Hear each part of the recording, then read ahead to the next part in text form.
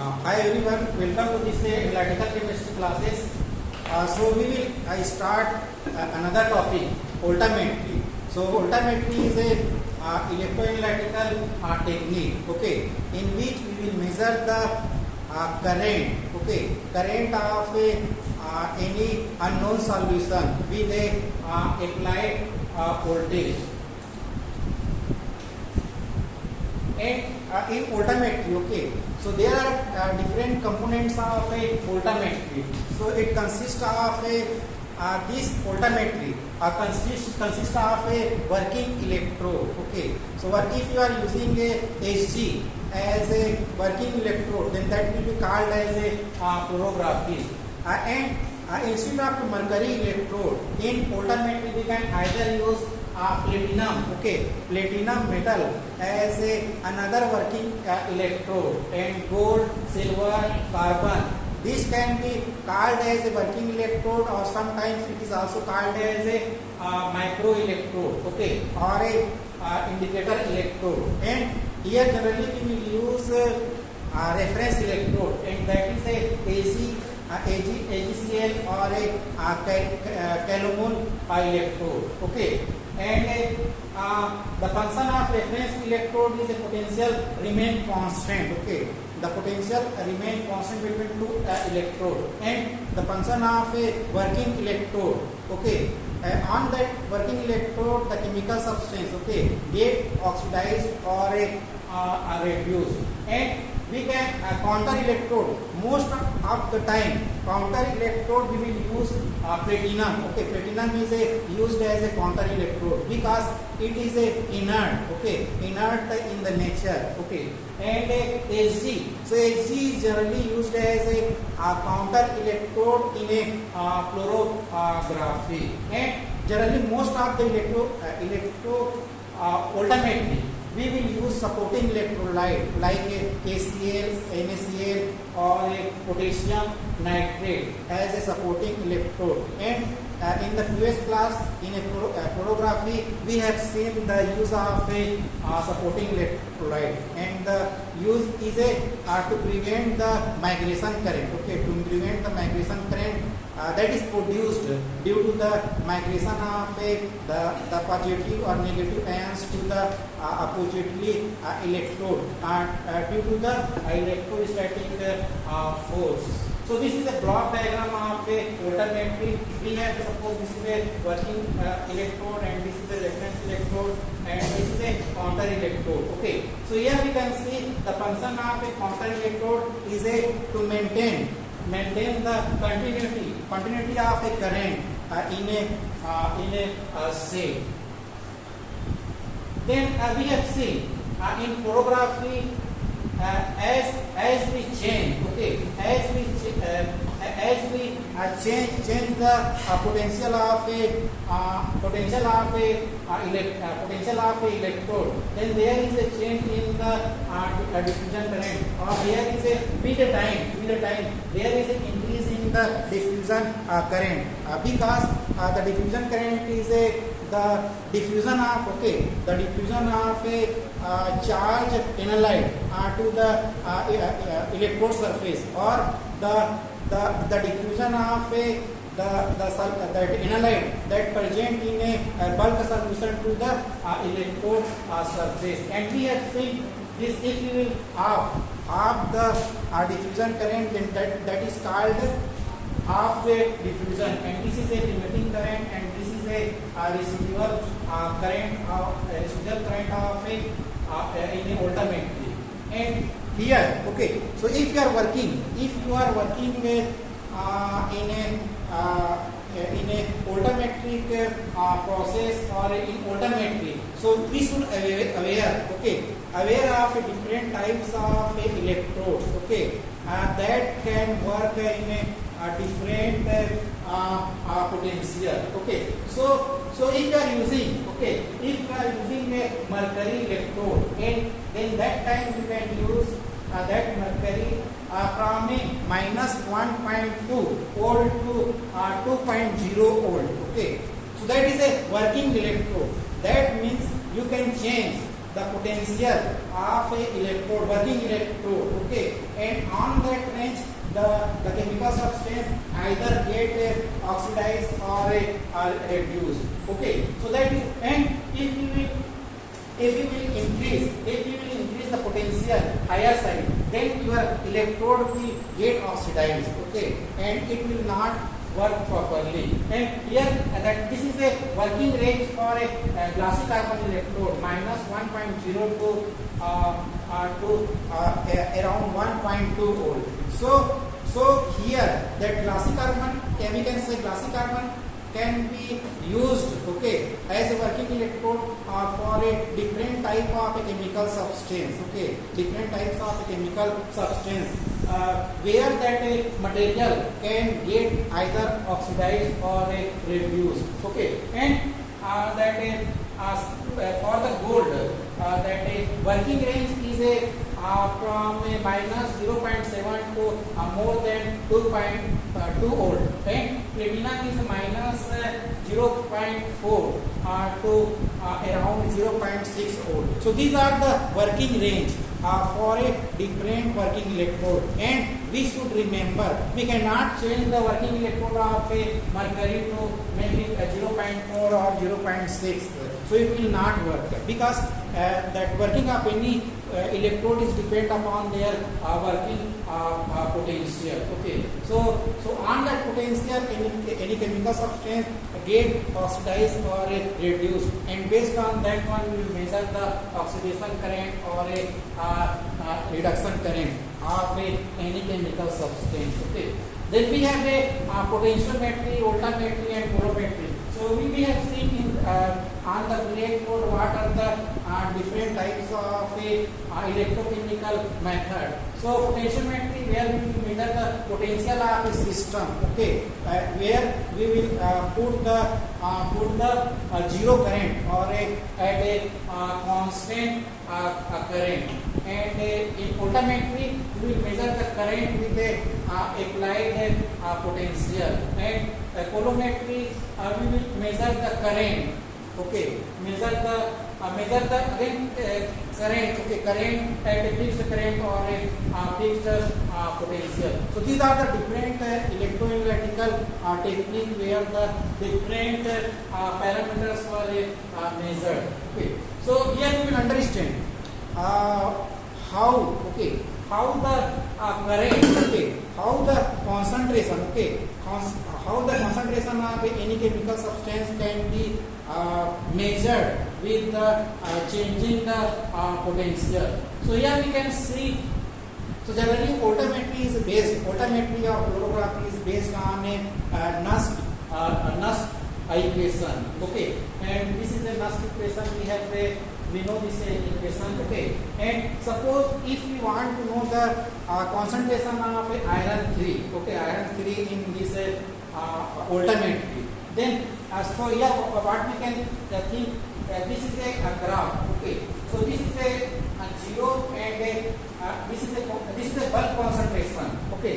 And suppose this means suppose this is the electrode surface and distance from the electrode. So here we can see this is the concentration of iron. So when we apply, okay, potential to this solution, okay, then what is happening?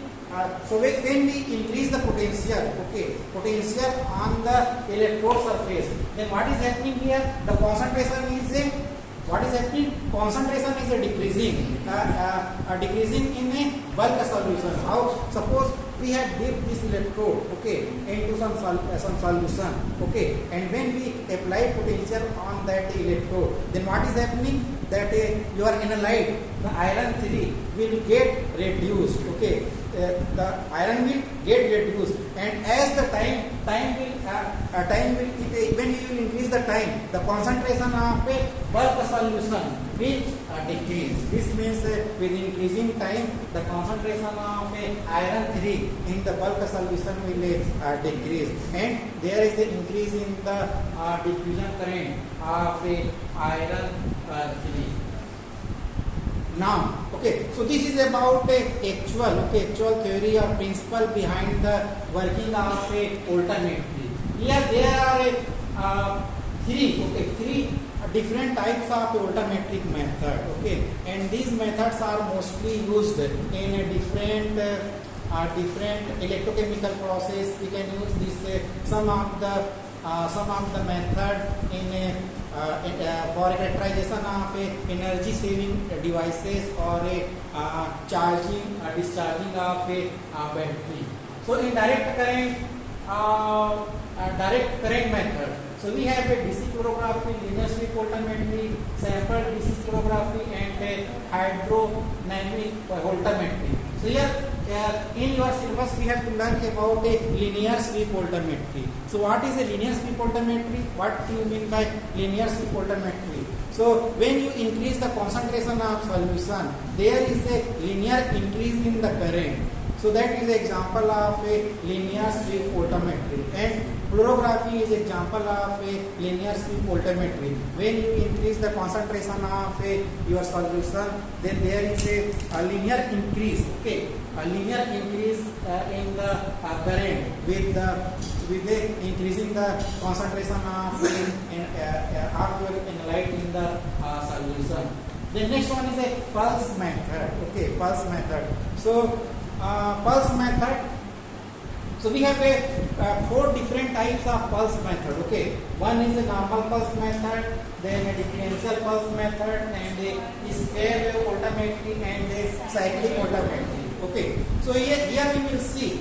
Okay, here we will see what is the difference. What will be the difference between these different types of a pulse method, and their difference is a how you are applying the pulse. Okay, pulse to the electrode, or how you are giving the potential. Okay, potential to the electrode, and how you measure the current. So in this pulse method, the difference in all this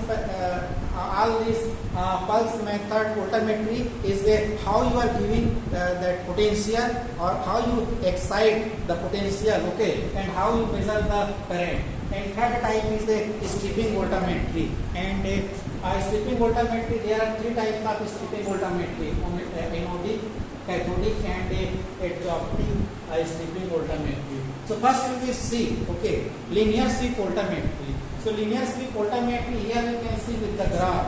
So when you increase the potential, okay, potential of a electrode. So on the electrode there may be a oxidation or a reduction of the current depending upon the electrode, depending upon the electrode what potential you are giving. Okay, so there is, you can see there is an increase in the diffusion current with a applied potential, or there is a linear increase in the current with a time. Okay, so that is called the linear sweep voltammetry.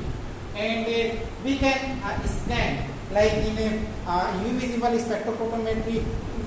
If you want to take the U visible spectra of any of your complex, then we can do the scanning at a different wavelength, means at 1 nanometer or 5 nanometer per minute. Similarly 5 millivolt per second scanning rate means at a 1 second there is a change in the 5 millivolt. After 10 seconds it will be a 10 millivolt, and after 3 seconds it will be a 15 millivolt per second. At each second there is a increment of a 5 millivolt. Okay. Then here you will see pulse voltammetry. Okay, so before pulse voltammetry, so that in a science there is always development, and this development is due to the limitation. Okay, the limitation that are involved. Okay, in the previous method. So in a linear sweep voltammetry or in fluorography. Okay, what is the disadvantage? because their sampling time, okay, sampling time means the time it required to measure the current, okay, current flow in the system. So that is called sampling time. So sampling time in a linear slip voltammetry or a fluorography is a mode, okay, and that is a excluded, okay, excluded or removed in a pulse voltammetry.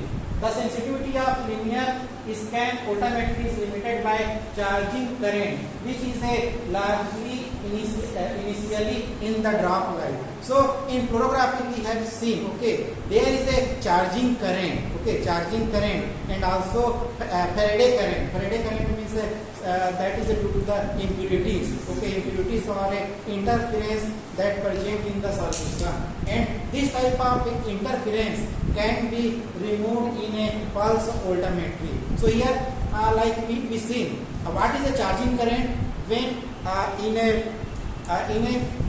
fluorography. So when the drop, okay, a drop falls, and drop is generally negative charge, okay, negative charge, and your solution is a positively charged. When any negative charge, okay, fall between the positively charged, so there will be creation, okay, production of a charging current, and this type of charging current is reduced in a pulse voltammetry.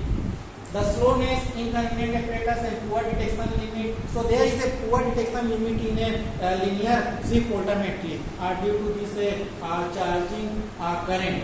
The current in this method is measured at time when the difference between a Faraday current and a charging current is large. So when you will difference the current between Faraday current and charging current, then that time this pulse, the current of a pulse voltammetry is measured. Okay, and using this pulse voltammetry, we can determine the concentration of any substance of a 10 to the power 8 molar. So we can measure the concentration of any substance that having microgram per liter or a nanogram per liter. Then what are the difference in this method?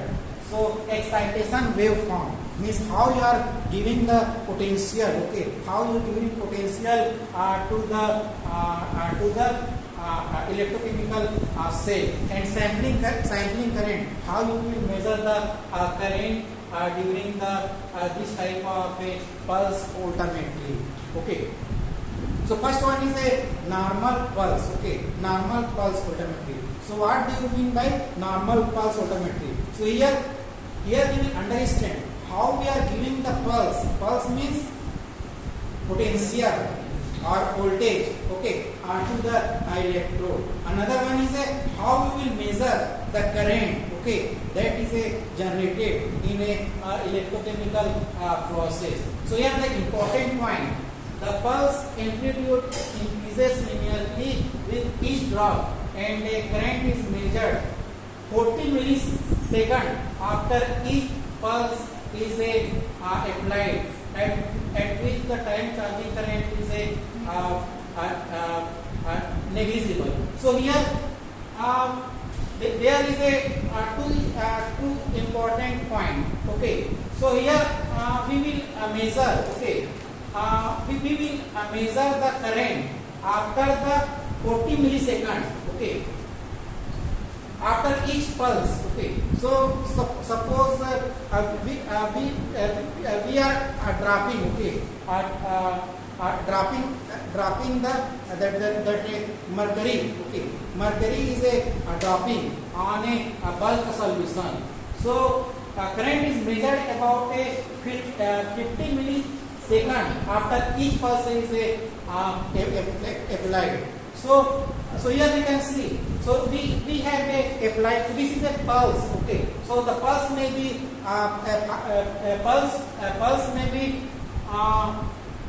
pulse may be 5 millivolt or a 10 millivolt, and we will measure. Okay. So suppose we will apply. We will apply pulse for a 50 millisecond. Okay, 50 millisecond. Okay, 50 millisecond, and we will measure the current when it before the 10 millisecond. Okay, 10 millisecond. Suppose if I am walking, okay, from here to here, and it will take 5 seconds, okay, 5 seconds, and I have to measure at a, suppose 1 second becomes 4 seconds, okay, 4 seconds. So here this means we have give some pulse, okay, some potential to the electrode for a 40 millisecond. Okay, we have to measure the current 40 means 10 seconds before, okay, the drop falls, okay, falls. So this is a normal pulse photometry, and there is a increase in the potential at a, when you increase. So first we will give 5 millivolt, then second 10, 40, 60, 70, because here we can see there is a linearly increase in the pulse. Pulse means what is the pulse here? Potential. 5 millivolt, 10 millivolt, 15 millivolt. So we are increasing the potential, and we have to measure the current before the 40 millisecond after each pulse is applied. Okay. So this is a normal pulse voltammetry. Okay, normal pulse voltammetry. So this is a potential with a time. So when you have to draw the curve between a potential with a time, so we will get the increasing potential. Okay, increasing potential with the time. But when you draw the curve between a current and a potential, so we will get this type of a curve. Okay, like it is like a linear 3 voltammetry, but the sensitivity is increased. Here we are not involving the charging current. Here we will measure the current before the that mercury drop is falling. But in a fluorography, we are measuring, okay, we are measuring all the charging current and kinetic current, okay, and the residual current. We are measuring all the current, okay, involved in a linear voltammetry. But here we will measure the current before the falling of a drop, or before the reduction of your light at the electrode surface. Okay, so that is a normal pulse voltammetry. So we will linearly increase the potential. Okay, potential. The next one is a differential pulse voltammetry. Okay, लगता है समझ में नहीं आ रहा.